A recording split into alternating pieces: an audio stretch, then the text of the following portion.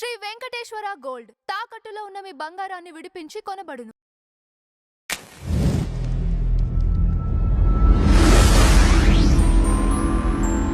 Sir నమస్కారం.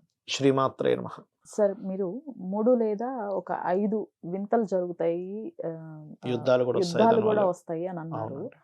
దానిలో భాగంగా ఇప్పుడు చూసుకుంటే ట్రంప్ సడన్ గా వెనిజులా పైన దాడి చేయటం, ఇప్పుడు రష్యా చైనా పైన కూడా యుద్ధం ప్రకటించబోతున్నాను అన్నట్లుగా సంకేతాలు ఇవ్వటం, అవునండి. భారత్ పైన 500% ట్యాక్స్ విధించటం, ఇవన్నీ చూస్తుంటే మళ్ళా యుద్ధం ఏదైనా స్టార్ట్ అవుతుందా అన్న సంకేతాలు అందుతున్నాయి మనకి.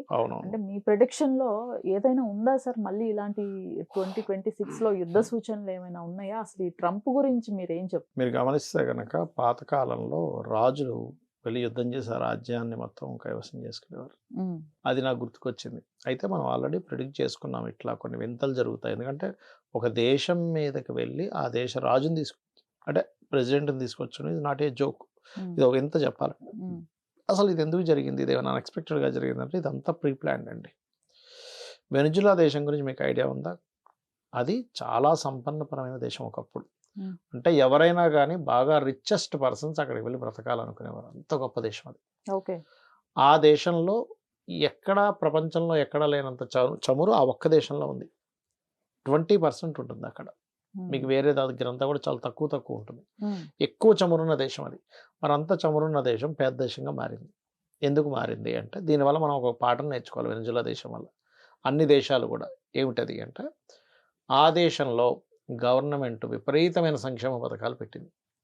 అన్నిటినీ గవర్నమెంట్ అండర్టేకింగ్లో తీసుకెళ్ళింది. ఇప్పుడు అన్ని సంక్షేమ పథకాలు అన్ని గవర్నమెంట్ అండర్టేకింగ్లోకి వెళ్తే ఎవడైనా పనిచేస్తాడా?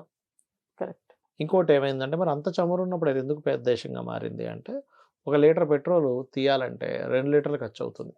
వాళ్ళు అడ్వాన్స్డ్ అవ్వలేదు, వాళ్ళు అప్డేట్ అవ్వలేదు.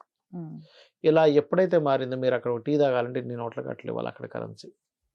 అంత ఇదిగా తయారైపోయింది. అలా ఉన్నటువంటి దేశానికి ట్రంప్ ఒక పెద్ద ప్లాన్ గీశాడు. ఏంటది? ఇప్పుడు చమురున్న దేశాన్ని కనుక వీళ్ళు ఆక్యుపై చేస్తే వీళ్ళ దగ్గర బోల్డంత చమురు ఉంటుంది. కాబట్టి ఆ దేశాన్ని ఆక్యుపై చేయాలంటే ఇప్పుడు మనకు ఒక సామెత ఉంటుంది. ఒక కుక్కని మనం చంపేసే ముందు దాన్ని పిచ్చి కుక్క అని ఒక ముద్రేస్తాం. పిచ్చి కుక్కని చంపేసి అమ్మ పిచ్చి కుక్కని చంపాడు మంచి పని చేశాడు అంటారు. మామూలు కుక్కని చంపితే వీళ్ళందరూ తిడతారు వచ్చి. కరెక్ట్. అందుకని ఏం చేశాడు? ఆ దేశాన్ని ఫస్ట్ ఒక పిచ్చి కుక్కగా మార్చాడు. ఏం చేశాడు? ఆ వచ్చే పడవలను ఒక 60-70 పడవలని కాల్చేశాడు. ఎందుకు అంటే ఆ దేశం నుంచే మత్తు పదార్థాలు, మాదక ద్రవ్యాలు, వెపన్స్ వస్తున్నాయి. దానివల్ల చాలా డేంజర్ ఉంది. మనకే కాదు ప్రపంచవ్యాప్తంగా అందరికీ ఇది ఉంది. ఆ దేశం వాళ్ళు అందరికీ సప్లై చేస్తున్నారు. కాబట్టి ఆ పడవలు మేము కాల్ చేసామన్నారు. అవి ఎక్కడ దొరికాయంటే ఇప్పుడు సముద్రంలో పడిపోయి వెతుక్కోండి. ఎవడు ఎత్తుక్కుంటాడు? పోయి మీరు ఎత్తుకుతారో నేను ఎత్తుకుతాను సముద్రంలో దూకి. ఇప్పుడు ఏం చేశాడు? అలాగా ఒక స్కెచ్ అలా గీసి దాని తర్వాత ఇదంతటికి మూలం ఎవడు? ఆ దేశ ప్రధాని వాళ్ళే కదా. సో అటాక్ చేసేసి తీసుకొచ్చేద్దాం అని వేసే విషయంలో వాళ్ళు చేసిన స్ట్రాటజీ ఇంత అంతా కాదు. ఇప్పుడు మనం వాడే నెట్వర్క్ అంతా కూడా అమెరికా నుంచే ఉంటుంది. మీరు ఎక్కడ కదులుతున్నా, నేను ఎక్కడ కదులుతున్నా, ఎవ్రీథింగ్ అమెరికా వాడికి తెలిసిపోతుంది వెంటనే. ఆ ప్రెసిడెంట్ ఎప్పుడు ఎక్కడున్నాడో తెలుసుకున్నాడు. ఏదైనా ఒక యుద్ధ సంబంధించిన ఎంటర్ అయినప్పుడు అక్కడ ఉండేటువంటి రాడార్లు ఉంటాయి, అవి జామర్స్ ఉంటాయి. అవి కనిపెట్టేస్తాయి. యాక్చువల్లీ సెన్సర్స్ ఉంటాయి కొన్ని రాడార్లు. అవి కనిపెట్టకుండా వీళ్ళు ముందే జామర్స్ని క్రియేట్ చేశారు అక్కడ. అంటే అవి అసలు కనిపెట్టలేవు ఎంటర్ అయితే కూడా. ఇదేంటి జామ్ అవుతున్నాయి అంటే వాటిని ఇంకొంచెం ఎక్స్పాండ్ చేసేసరికి మొత్తం ఎక్కడ ఏముందో తెలుసుకొని టక టక టక టక వేసేసారు అక్కడ ఉండేటువంటి. పట్టుకెళ్ళిపోయాడు. ఇక్కడ చూడండి ఎంత పెద్ద స్కెచ్ చూడండి. పట్టుకెళ్ళిపోయిన తర్వాత మరి వెనిజులా దేశానికంటూ ఒక పాలించే వాళ్ళు ఉంటారు కదా, ఉండాలి. కాబట్టి ఫస్ట్ మేమేం చూసుకుంటాం, అమెరికా ఏం చూసుకుంటుంది. మరి ఇంత చేస్తుంటే వేరే వాళ్ళందరూ ఎదురు తిరుగుతారేమో అని ముందుగానే ఆ దేశంలో వీళ్ళ మనుషుల్ని కొంతమందిని, వెనిజులా మనుషుల్ని కొంతమందిని కొనేసి తీసుకెళ్ళిపోగానే వాళ్ళందరూ సంబరాలు జరుపుకున్నట్టుగా ఒకటి క్రియేట్ చేశాడు. ఆ దేశ ప్రజలు సంబరాలు జరుపుకుంటే మనకేంటి? ఇప్పుడు ఒక పిచ్చి కుక్కని చంపేశాము, ఆ ఇంట్లో ఉండే వాళ్ళే అమ్మయ్య మంచి పని చేశారండి అని అంటున్నారు వచ్చి బయటకు వచ్చి. ఆ వీధిలో వాళ్ళందరూ ఏమంటారు? అలా కాకుండా ఆ వీధిలో వాళ్ళు గొడవ చేశారనుకోండి, మా కుక్కని ఎందుకు చంపుతారని, అప్పుడు ఆ వీధిలో వాళ్ళు సపోర్ట్ చేస్తారు. ఎవరు చంపారండి, ఏమైందని. వాళ్ళే మాకు బాగుందని అన్నప్పుడు ఇంకేముంటుంది.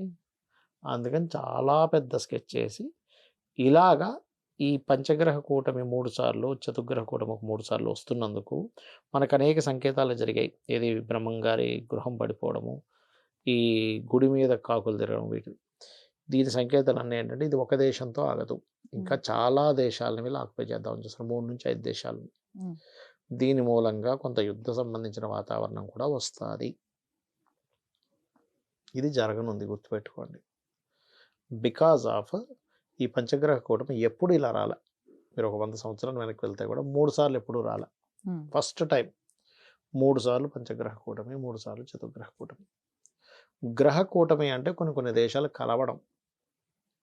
ఇప్పుడు మనకి చూడండి, మనకి ఏపీ ఎలక్షన్స్ మనం లాస్ట్ టైం వచ్చినప్పుడు కూడా మనకి పంచగ్రహ కూటమి వచ్చింది. ఆకాశంలో పంచగ్రహ కూటమి, కిందన వీళ్ళ కూటమి అన్నాం. అంటే ఇప్పుడు కొన్ని ముస్లిం కంట్రీస్ అని ఒకటి అవ్వడం, కొన్ని కంట్రీస్ అని అంటే ఇప్పుడు కొన్ని కంట్రీస్ ఒకటైతే కానీ ఒక రాజ్యాన్ని ఎదుర్కోలేరు. అందుకని ఒకటి అవుతారు ఇక్కడ. ఈ కూటమికి ఉండే అర్థం ఏమిటంటే కొన్ని దేశాలన్నీ ఒకటి కాబోతున్నాయి, దాని మూలంగా సామూహికంగా పోరాడబోతున్నాయని అర్థం అనమాట.